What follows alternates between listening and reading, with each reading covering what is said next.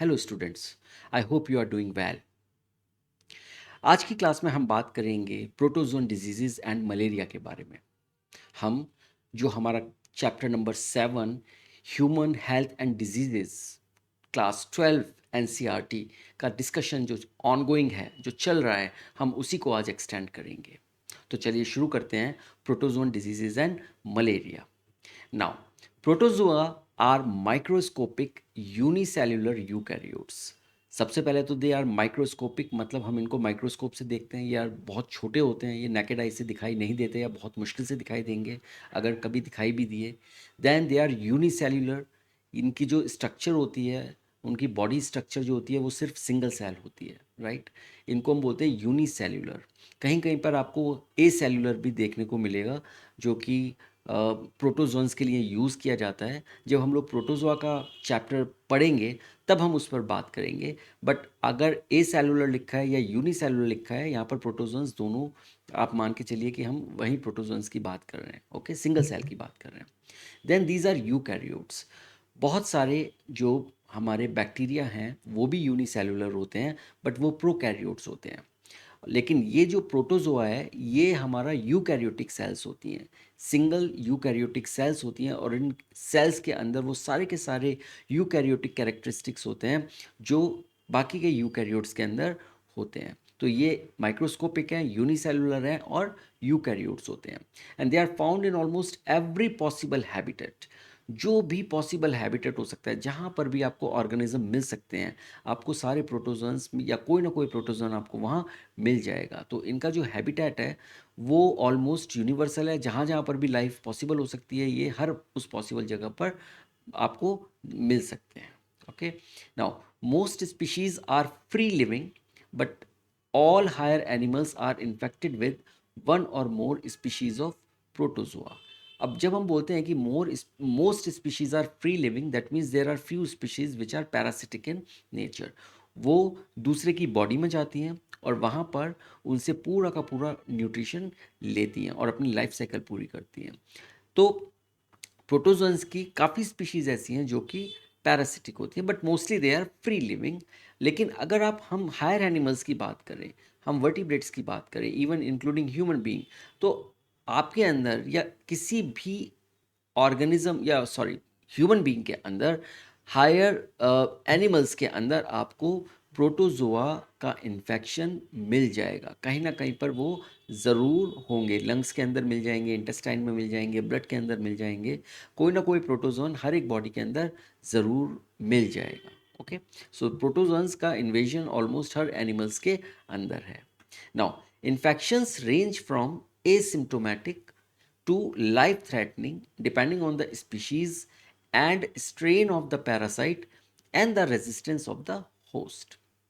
इसका मतलब ये हुआ कि जो भी इन्फेक्शंस होते हैं प्रोटोजोन के एनिमल्स के अंदर या ह्यूमन के अंदर, वो या तो एसिम्टोमेटिक हो सकते हैं, मतलब आपको कोई सिम्टम्स दिखाई नहीं देंगे।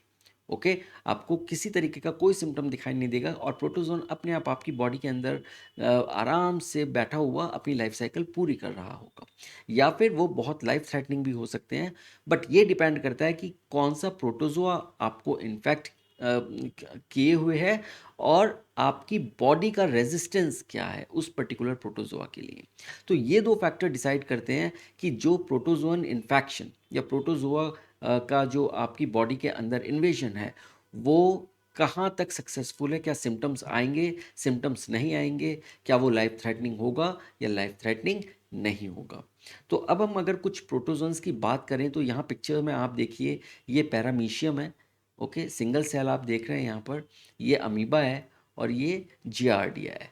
तो ये तीन एग्जाम्पल्स हैं जो कि प्रोटोजोअन लाइफ को रिप्रेजेंट करते हैं। ओके, चलिए अब हम बात करते हैं कुछ प्रोटोजोन डिजीज़ की। उसमें सबसे बड़ा नाम आता है वो है मलेरिया। अब मलेरिया जो है वो बहुत ही डेडली डिजीज़ एक टाइम पर हुआ करती थी, और आज भी अगर हम सब सहारन कंट्रीज़ यानी अफ्रीका के कुछ कंट्रीज़ की बात करें तो वहाँ पर मलेरिया आज भी एक बहुत बड़ा प्रॉब्लम है, एक बहुत बड़ा चैलेंज है। मलेरिया जो होता है वो प्लाज्मोडियम स्पीशीज से होता है। तो इसका जो कॉजेटिव ऑर्गेनिज्म है या एजेंट है वो प्लाज्मोडियम होता है, और इसमें प्लाज्मोडियम में भी प्लाज्मोडियम वाइवेक्स स्पीशीज़ है, प्लाज्मोडियम फैल्सीपेरम एक स्पीशीज़ है, प्लाज्मोडियम मलेरी एक स्पीशीज़ है और प्लाज्मोडियम ओवेल एक स्पीशीज़ है। ये 4 स्पीशीज़ ह्यूमन के अंदर मलेरिया करती हैं। ओके, सो याद रखिए कि मलेरिया जो होता है वो ह्यूमन के अंदर प्लाज्मोडियम वाइवेक्स, फैल्सीपेरम, मलेरी और ओवेल से हो सकता है। अगर हम देखें तो इसका जो ट्रांसमिशन होता है या मलेरिया पैरासाइट जो बॉडी के अंदर आता है, वो आता है कोई फीमेल एनोफ्रीज मॉस्किटो जो ऑलरेडी इन्फेक्टेड है इस मलेरियल पैरासाइट से। जब वो बॉडी को काटती है तब उसकी सलाइवा के साथ ये मलेरिया की कोई भी स्पीशीज़ आपकी बॉडी के अंदर एंटर कर सकती है और वो जो इंजेक्ट करती है उस स्टेज को हम लोग बोलते हैं स्पोरोजोइट्स। तो ये हम लोग अभी डिटेल में आज पढ़ने वाले हैं पूरी लाइफ साइकिल के लिए, लेकिन आपको अभी इतना याद रखना है कि Anopheles mosquito is the vector of malaria. वो ट्रांसमिशन एजेंट है जो ट्रांसमिट करता है किसी एक इन्फेक्टेड बॉडी से एक दूसरी बॉडी के अंदर, राइट। इसमें जो मेन सिम्टम्स आते हैं वो आते हैं साइक्लिक फीवर जिसको हम रिकरिंग फीवर बोलते हैं। उसमें चिल्स आते हैं, स्वेटिंग होती है, बहुत ज़्यादा पसीना आता है, सिर में दर्द हो जाता है, एनीमिया हो जाता है। और जो प्लाज्मोडियम फैल्सीपेरम है वो एक तरीके का सेरिब्रल मलेरिया भी हम उसको बोलते हैं। वो बहुत फैटल होता है, यानी उससे डेथ होने के चांसेस कई गुना बढ़ जाते हैं। नाउ दूसरी डिजीज़ जो है वो है अमीबियासिस या हम इसको बोलते हैं अमीबिक डिसेंट्री। और इसका जो पॉजिटिव ऑर्गेनिज्म है वो है एंटमीबा हिस्टोलिटिका। तो एंटमीबा हिस्टोलिटिका की वजह से अमीबिक डिसेंट्री होती है। ये बेसिकली कंटामिनेटेड फूड, यानी कि ऐसा फूड जो कि किसी एंटमीबा हिस्टोलिटिका से कंटामिनेटेड है उससे होता है या पानी से होता है, तो हम इसको बोलते हैं फीको ओरल रूट। और इसमें जो बहुत ज़्यादा रोल होता है वो उन हाउस फ्लाइज का होता है जो एज ए मैकेनिकल कैरियर उसको कैरी करती है। मतलब वो जो पैरासाइट है, ये जो एंटमीबा हिस्टोलिटिका है, ये हाउस फ्लाइज की बॉडी के अंदर नहीं जाएगा। बस हाउस फ्लाइज का काम इतना है कि कोई इन्फेक्टेड चीज़ जहाँ पर भी ये इसका इन्फेक्शन है, चाहे वो कंटामिनेटेड फूड है, वो वहाँ पर बैठेंगी और वहाँ से वो दूसरे फूड के अंदर या एक नए फूड के अंदर जाके ट्रांसमिट कर देंगी। तो इस तरीके का जब ट्रांसमिशन होता है जहाँ पर जो वेक्टर है उसकी बॉडी इन्वॉल्व नहीं होती, तो हम उसको बोलते हैं मैकेनिकल कैरियर्स, यानी ऐसे कैरियर्स जिनका काम सिर्फ ट्रांसमिट करना होता है एक जगह से दूसरी जगह without undergoing any biological role. Alright, तब ये मैकेनिकल कैरियर है। तो house flies they act as a mechanical carrier. अब इसमें जो मेन सिम्टम्स होते हैं वो होते हैं एब्डोमिनल पेन हो जाता है, डायरिया हो जाता है उसमें। और इसमें जो जो जब जब लूज मोशंस होते हैं तो उसमें बहुत सारा म्यूकस और ब्लड निकलता है और साथ में जो इंटेस्टाइन होता है उसके अंदर अल्सर्स भी हो जाते हैं। देन थर्ड जो डिजीज़ है वो है अफ्रीकन स्लीपिंग सिकनेस। और ये अफ्रीकन स्लीपिंग सिकनेस जो होती है वो ट्रिपैनोसोमा ब्रूसी की वजह से होती है। और यहाँ जो वेक्टर है वो है सिट्सी फ्लाई, जिसको हम लोग बोलते हैं ग्लॉसिना। तो ग्लॉसिना की स्पीशीज़ जो होती है, सिट्सी फ्लाई जो होती है, वो इसको कैरी करती है और उसके काटने से अफ्रीकन स्लीपिंग सिकनेस नाम की ये डिजीज़ हो जाती है। इसमें भी फीवर हो जाता है और जो आपके लिम्फ नोड्स होते हैं वो बहुत स्वेलो कर जाते हैं, यानी उनके अंदर स्वेलिंग आ जाती है, स्लीप डिस्टर्बेंस होती है, न्यूरोलॉजिकल प्रॉब्लम्स हो जाती हैं और बहुत सीवियर केसेस में जो पेशेंट होता है वो कॉमा में चला जाता है। तो अगर आप यहाँ देखें, ये प्लाज्मोडियम का एक पिक्चर है जिस तरीके का ये प्लाज्मोडियम होता है।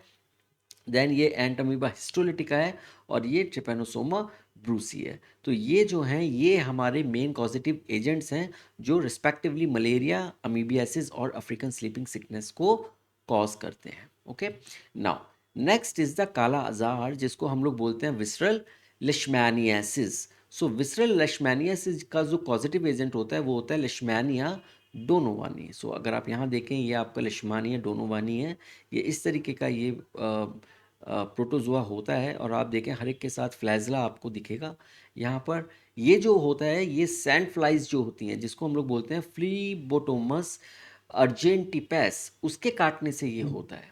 ओके, तो इसका जो वेक्टर है लिशमैनिया डोनोवानी का वो होता है सैंड फ्लाई या फ्लीबोटोमस अर्जेंटिपेस। और इसके जो मेन सिम्टम्स होते हैं वो होते हैं जो जो लिवर और स्प्लीन होते हैं वो बढ़ जाते हैं, उनका साइज़ बढ़ जाता है, तो हम उसको बोलते हैं enlargement of spleen and liver.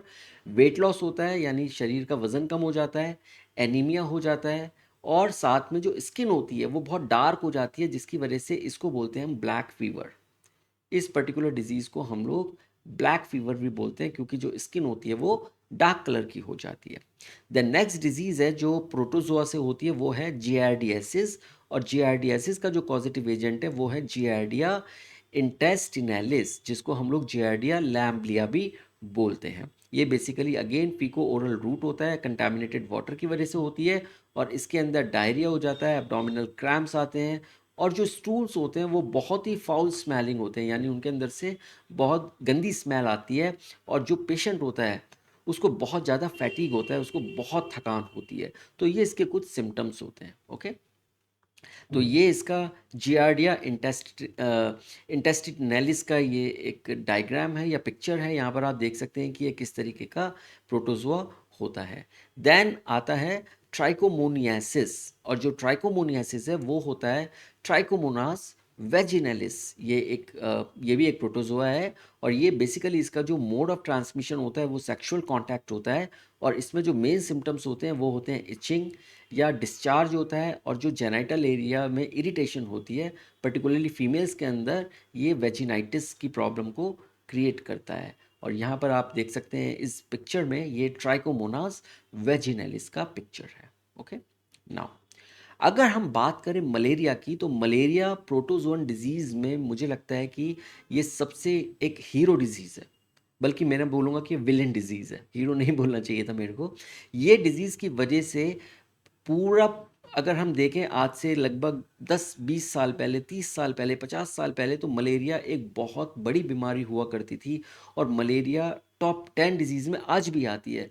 बल्कि लेकिन क्या है कि ये डिज़ीज़ अब कुछ रीजंस के अंदर ही सिमट के रह गई है, जैसे कि अफ्रीका के कंट्रीज़ हैं, कुछ कंट्रीज़ के अंदर ये आज भी बहुत बड़ा चैलेंज है, या कई ऐसे कंट्रीज़ हैं जो कि अंडर डेवलप्ड हैं, जो कि पुअर कंट्रीज़ हम जिनको हम बोलते हैं, वहाँ पर इसकी बहुत ज़्यादा केसेस देखने को मिलते हैं, क्योंकि वहाँ पर सैनिटेशन की प्रॉब्लम है, वहाँ सफाई नहीं होती है, जिसकी वजह से बहुत ज़्यादा मॉस्किटोज़ होते हैं, और मॉस्किटोज़ की वजह से जो प्लाज्मोडियम है ये बहुत जल्दी ट्रांसमिट करता है। तो मलेरिया एक तरीके का एक डेडली डिजीज़ हुआ करती थी, और आज भी है ये, मगर कुछ कंट्रीज़ के ही अंदर है ये। और ये मलेरिया जो है वो प्लाज्मोडियम की वजह से होता है। तो आपने अभी देखा था, जो प्लाज्मोडियम होता है इसकी टोटल जो स्पीशीज़ हैं वो 5 हैं, लेकिन 4 स्पीशीज़ जो फैल्सीपैरम हो गई, मलेरी हो गई, वाइवैक्स और ओवेल हो गई, ये ह्यूमंस में मलेरिया कॉज करती है। और ये जो 5th स्पीशीज़ है जिसको हम लोग बोलते हैं नोएल्सी, ये स्पीशीज़ का अभी कोई ऐसा रिकॉर्ड नहीं है जो कि ह्यूमन के अंदर, या कोई ऐसा एविडेंस नहीं है कि ये ह्यूमन के अंदर प्लाज्मोडियम ये ह्यूमन के अंदर मलेरिया कॉज करती है। तो इसीलिए ये जो 4 स्पीशीज़ हैं ये कॉजेटिव एजेंट्स हैं ह्यूमन के मलेरिया होने के अंदर। ऑलराइट, ना अगर हम देखें, जो मलेरिया है वो अलग अलग तरीके का मलेरिया होता है, और उसके कॉजेटिव स्पीशीज़ भी अलग अलग होती हैं। तो पहला आता है benign tertian malaria. Okay, benign tertian malaria ये होता है प्लाज्मोडियम वाइवैक्स की वजह से, और इसका जो वेक्टर होता है वो फीमेल एनोफ्लीज होती है। ये इसके अंदर जो फीवर साइकिल होती है वो एवरी 48 आवर्स, यानी हर 48 घंटे में बुखार रिपीट होता रहता है, इसलिए हम इसको टर्शियन साइकिल बोलते हैं। ओके, नाउ मलेरिया का एक सबसे बड़ा जो कैरेक्टरिस्टिक होता है वो ये होता है, या सिम्टम होता है वो ये होता है कि इसमें साइक्लिक फीवर आता है। एक पर्टिकुलर साइकिल होती है फीवर की, जैसे हर 24 आवर्स में, या हर 48 आवर्स में, या 72 आवर्स में वो साइकिल रिपीट होती रहती है। तो वो एक बहुत बड़ा डायग्नोस्टिक एक टूल बन जाता है, ये आगे के डायग्नोसिस के लिए, पता लगाने के लिए कि इसको मलेरिया कंफर्म है या नहीं है। तो बिनाइन टर्शियन मलेरिया के केस में एवरी 48 आवर्स में ये मलेरिया का जो ये साइकिल है ये रिपीट होता है, and this is the most common form of malaria. सबसे ज़्यादा मलेरिया के केसेस आपको बिनाइन टर्शियन मलेरिया के ही मिलेंगे, जो प्लाज्मोडियम वाइवैक्स की वजह से होता है। देन सेकंड आता है malignant cerebral malaria. Malignant cerebral malaria जो होता है वो प्लाज्मोडियम फैल्सीपैरम की वजह से होता है, और ये भी फीमेल एनोफ्लीज मॉस्किटो के काटने से होता है, लेकिन इसमें जो फीवर साइकिल होती है वो इरेगुलर होती है, इसमें कोई रेगुलर साइकिल नहीं होती, but this is most severe and fatal form. सबसे ज़्यादा जो डेथ्स होती हैं वो सेरिब्रल मलेरिया की वजह से ही होती हैं। देन थर्ड है क्वार्टन मलेरिया, और क्वार्टन मलेरिया जो होता है वो प्लाज्मोडियम मलेरी की वजह से आता है या होता है, और इसमें एनोफ्लीज मॉस्किटो अगेन इसका वेक्टर है, और इसमें जो साइकिल होती है वो 72 आवर्स की साइकिल होती है जिसको हम क्वार्टन साइकिल बोलते हैं। ये क्रोनिक टाइप होता है, यानी ये काफ़ी लंबे समय तक चलता है, लॉन्ग लास्टिंग इन्फेक्शन होता है, लेकिन इसकी जो सिवियरिटी होती है वो कम होती है। इसमें आपको जो बुखार तो आता रहता है, लेकिन इसमें बहुत ज़्यादा सिम्टम्स ऐसे नहीं होते कि पेशेंट की डेथ हो जाए या पेशेंट बहुत ज़्यादा परेशान हो। बट डेफिनेटली क्वार्टन मलेरिया मलेरिया से पेशेंट को प्रॉब्लम्स होती हैं। देन ओवेल मलेरिया जो होता है वो प्लाज्मोडियम ओवेल की वजह से होता है, ये भी एनोफ्लीज मॉस्किटो के काटने से होता है, और इसमें जो बुखार होता है वो हर 48 आवर्स के बाद आता है, यानी फीवर साइकिल जो होती है वो 48 आवर्स की होती है, और ये इसको भी हम टर्शियन साइकिल बोलते हैं। ये रेयर होता है और इसका इन्फेक्शन माइल्ड होता है। ओके, नाउ एक होता है रिक्रूडिसेंट मलेरिया जो कि प्लाज्मोडियम मलेरिया और फैल्सीपैरम की वजह से होता है। अगेन एनोफ्लीज मॉस्किटो की वजह से होता है, इरेगुलर साइकिल होती है इसके अंदर। इसमें क्या होता है, ये रिलैप्स हो जाता है due to persistence of parasites in blood after apparent recovery. तो इसमें हो क्या रहा है कि रिकवरी तो हो गई, लेकिन रिकवरी होने के बाद भी वो कभी कभी रिलैप्स हो जाता है जब दवाइयाँ छोड़ देता है पेशेंट और उसको लगता है कि वो ठीक हो गया है, तो उसके चांसेस हो जाते हैं, और तब इरेगुलर फीवर आना शुरू हो जाता है, और इसको बोलते हैं हम लोग रिक्रूडिसेंट मलेरिया। ओके, तो ये मलेरिया है, ये आपको याद रखना चाहिए बिकॉज ये अक्सर पूछ लिया जाता है। और इसमें ये जो बिनाइन टर्शियन मैलिग्नेंट और ये क्वार्टन और ओवेल और इसमें इसके कौन से कॉजेटिव स्पीशीज़ हैं ये आपको पता होना चाहिए। नाउ अब हम बात करते हैं लाइफ साइकिल की, कि प्लाज्मोडियम जब बॉडी के अंदर जाता है तो वो किस तरीके से काम करता है, किस तरीके से वो हमारी बॉडी के अंदर अपनी लाइफ साइकिल को पूरा करता है। तो यहाँ पर अगर आप देखें तो मॉस्किटो जो होता है वो ब्लड मील लेता है, और जब वो ब्लड मील लेता है यानी आपकी बॉडी को वो काट रहा होता है फीमेल एनोफ्लीज मॉस्किटो, तब वो अपने सलाइवा के साथ स्पोरोजॉइट्स को, जो कि प्लाज्मोडियम की एक स्टेज होती है, इन्फेक्टिव स्टेज होती है, उसको वो इंजेक्ट कर देती है।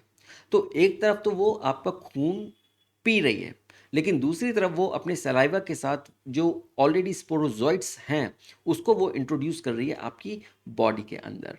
और जब ये आपके ब्लड में या बॉडी के अंदर जाता है तो ये सीधे लिवर सेल्स के अंदर जाता है, और लिवर सेल्स में ये उसको लिवर सेल को इन्फेक्ट कर देता है, और इसको हम लोग बोलते हैं ह्यूमन लिवर स्टेज। और ये साइकिल को हम लोग बोलते हैं एक्सो एरिथ्रोसिटिक साइकिल, यानी वो साइकिल जो आरबीसीज के बाहर होती है। एक्सो माने बाहर, एरिथ्रोसिटिक मतलब आरबीसीज, क्योंकि इसकी जो मेन स्टेज है वो आरबीसी की स्टेज होती है जहाँ पर सिम्टम्स आने शुरू होते हैं। और इस स्टेज में या एक्सो एरिथ्रोसिटिक साइकिल की स्टेज में किसी तरीके का कोई सिम्टम नहीं आता।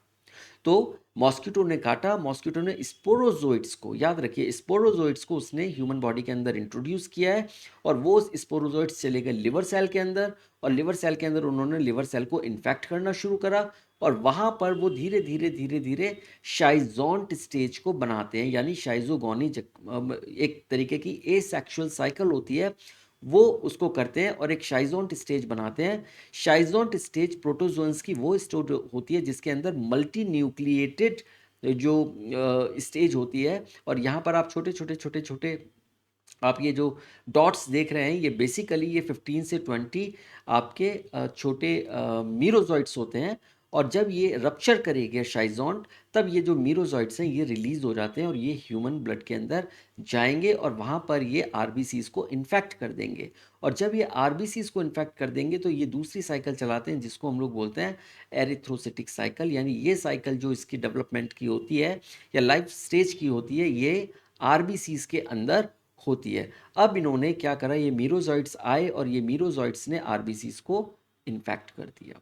ओके, तो अभी तक तो ये लिवर में थे और लिवर में किसी तरीके का कोई सिम्टम नहीं आ रहा था, लेकिन अब ये आ गए आरबीसीज के अंदर, और आरबीसीज में ये बनाते हैं इमेच्योर ट्रोफोजॉइट।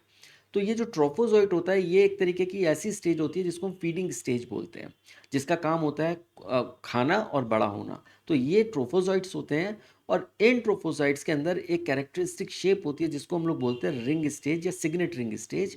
इसमें क्या होता है कि आपको माइक्रोस्कोप में जब देखा जाता है, और ये एक डायग्नोस्टिक है, अगर आप देखें ये एक डायग्नोस्टिक स्टेज है।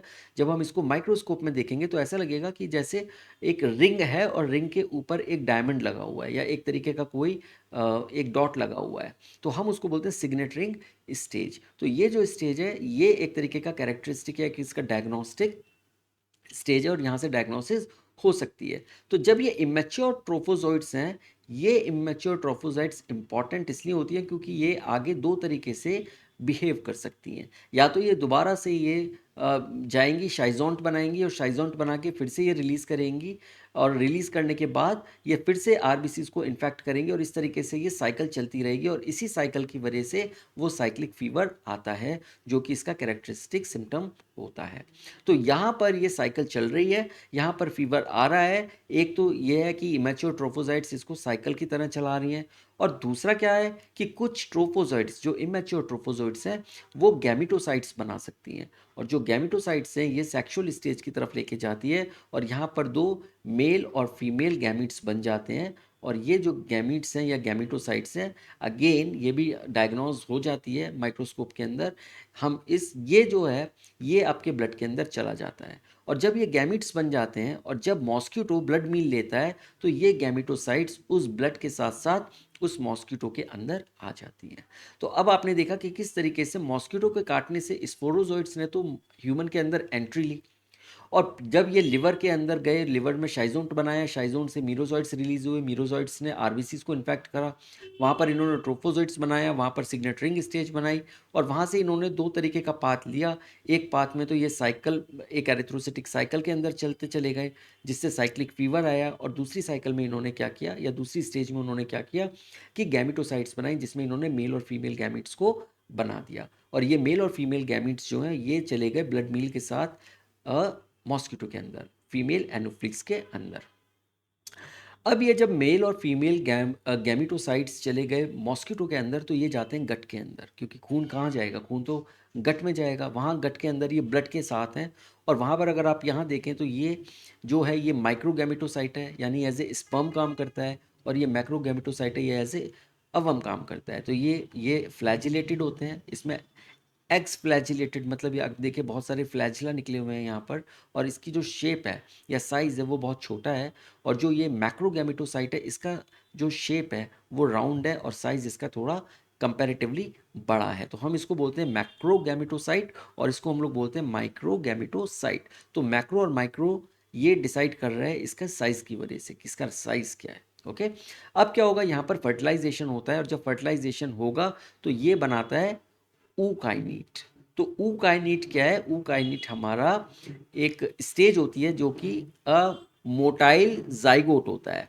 अब जब ये मोटाइल जाइगोट होता है ये धीरे धीरे धीरे धीरे गट के अंदर जाता है, ये आपका ऊकाइनीट है, और ये ब्लड मील में है, और ये मिड गट की सेल्स को यानी ये मिड गट के अंदर से निकलेगा, और ये निकल के नीचे जाके अपने ऊपर एक कैप्सूल टाइप का बना लेगा जिसको हम लोग बोलते हैं, और इसी स्टेज को बोलते हैं हम लोग ऊसिस्ट। तो ये यहाँ पर बना लेगा ऊसिस्ट, और जब ये ऊसिस्ट होता है ये अंदर अपने ये सेल डिवीजन होता रहता है, और जब ये रिलीज करेगा, रप्चर करेगा ऊसिस्ट, तो ये स्पोरोजॉइट्स यानी ये उन्हीं स्पोरोजॉइट्स को रिलीज करेगा जो स्पोरोजॉइट्स ह्यूमन के अंदर इन्फेक्टिव स्टेज थी।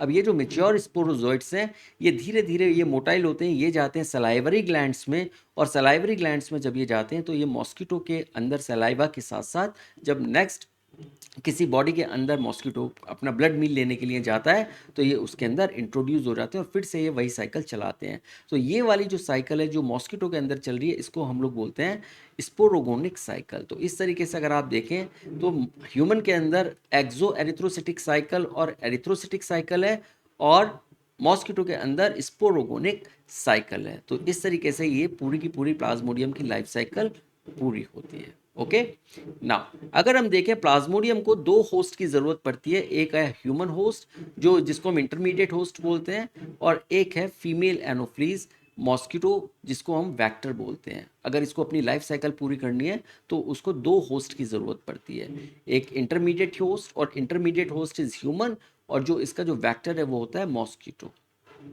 Now, RBC's rupture is associated with release of toxin which is called hemozoin and which causes chills and high cyclic fever.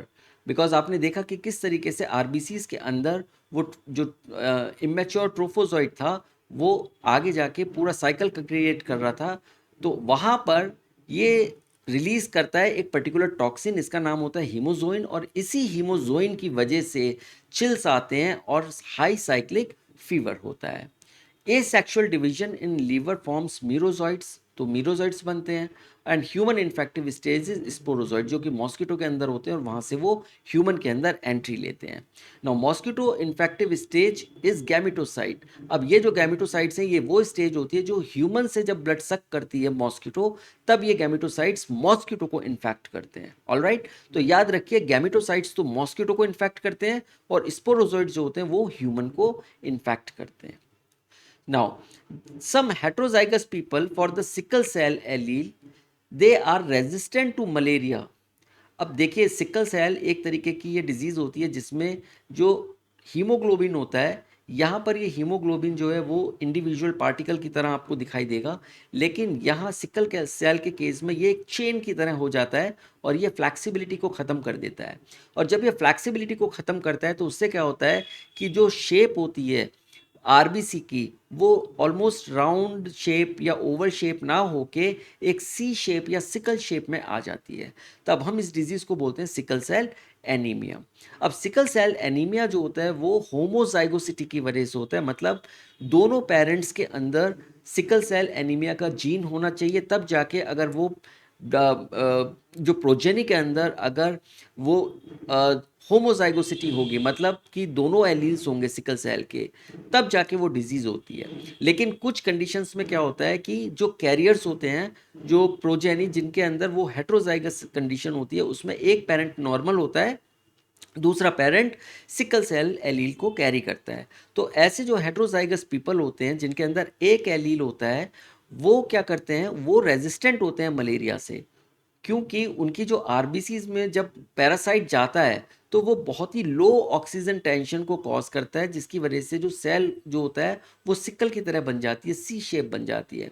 और जैसे ही वो मलेरियल पैरासाइट को हार्बर करने वाली आरबीसी सी शेप साइज में इस शेप में आ जाएगी, वो फौरन फिल्टर आउट हो जाती है स्प्लीन में, और उसकी वजह से वो पैरासाइट को पैरासाइट एलिमिनेट हो जाता है, और ये जो मलेरिया है उसके सिम्टम्स नहीं आते। इसीलिए जो हेट्रोजाइगस पीपल होते हैं वो सिकल सेल एलील के वो मलेरिया से रेजिस्टेंट होते हैं।